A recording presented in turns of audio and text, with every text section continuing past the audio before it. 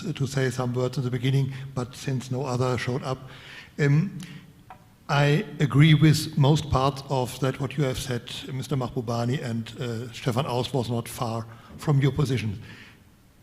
The one question I would have and put on you, Mr. Mahbubani, you said and you diagnosed that most countries, for example in Asia, looking on the Road and Belt Initiative and on the vaccination of the Indonesian president, don't have any mistrust toward China.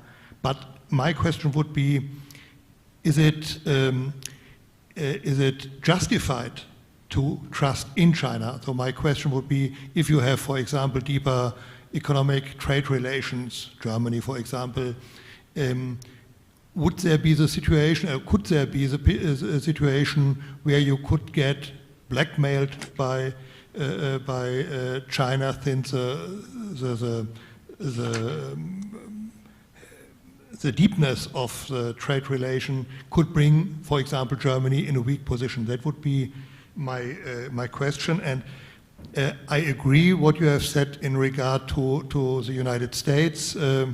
They don't like the idea that China could become number one, and they battle this idea by words up to now. But on the other hand, as you mentioned some minutes ago, the Biden administration always has said we keep on to the one China policy, and even the Trump administration never has crossed out this one China policy. Therefore, where do you see any action, any military preparations or so from the United States that they really would fight this idea that China could become number one? I don't see this development up to now, and you're right, I would agree.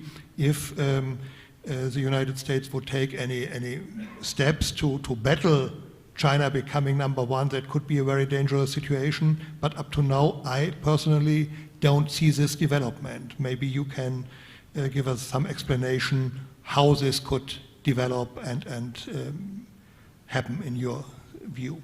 Thank you. Thank you very much. The first question on trust.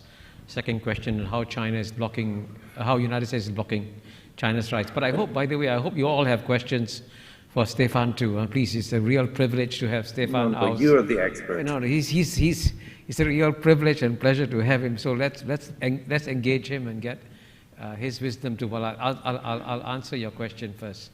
On the question of trust, I want to emphasize that as someone who practiced diplomacy for 33 years, I'm just an old-fashioned realist, okay? And I believe that countries have no permanent friends, no permanent enemies, they only have interests. And most countries in the world will do business with China. Whether or not they trust or distrust China is irrelevant. The question is whether or not you can do business with China. And to give you a concrete example, right? Take Brazil, for example, right? In the year 2000, it took Brazil 1 year to export $1 billion to China. Now it takes Brazil 60 hours to export $1 billion to China. So whether they trust China or distrust China, they will do business with China. Let's be very clear. This is what most countries in the world. So the trust, therefore, I would say, is not a factor in international relations among most countries in the world. And you mentioned, by the way, a case of China bullying. I want to say that the idea of a benevolent superpower is an oxymoron. All great powers will exert their interests, and all great powers will bully small states, whether it's Russia, whether United States, China, it doesn't matter. They will all bully small states, and that's a reality. And if you want a concrete example, Joseph Stiglitz, the Nobel laureate, in his book has given a classic example when Ethiopia was very, very poor, I think in the 60s or 70s. It repaid a loan early to American banks because the interest rate was too high. The American banks complained to the US Treasury. The US Treasury called the World Bank. The World Bank pulled loans from one of the poorest countries in the world, Ethiopia, because Ethiopia paid off American banks too early. So that's a simple example of all great powers behave in a certain way, and we have to accept that. That's a reality. Now, on your second point about how United States is stopping China, I can tell you that there is a powerful, deep consensus in Washington, D.C. that China has to be stopped. Now, first phase was the trade war. You've seen that already. And what's interesting is that Biden, as you know, doesn't agree with Trump on anything, hasn't been able to lift a single tariff on China. That's one instrument they're using. Number two, technology. There's a massive technology war has begun. And therefore, the United States will see which are the areas in which it can maintain an edge in technology and ensure that China never catches up. And China will try its hardest to catch up. So the big technology race has begun, right?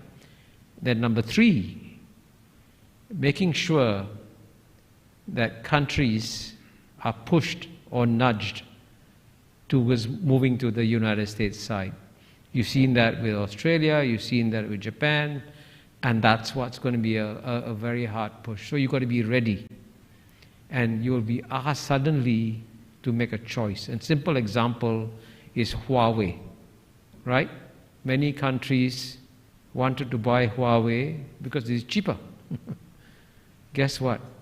You buy Huawei, you get some pressure. I can tell you in my last Davos meeting in January 2020, and I was talking to a room like this to a group of CEOs, okay? And the person next to me, I cannot mention his name, was a very distinguished British citizen, very distinguished. And I asked him the question about Huawei. He says, Kishore, the UK has got some of the best intelligence agencies in the world, right? It's true. He says, we have planted our people in Huawei.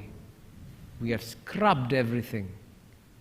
Huawei is not a threat to us. I said, hang on a second. Washington, D.C. will call you. And this British gentleman went like this. Kishore, who do you think, we are? Right? Of course, UK is going to stand independent. January 2020. July 2020, UK capitulated. That's the war.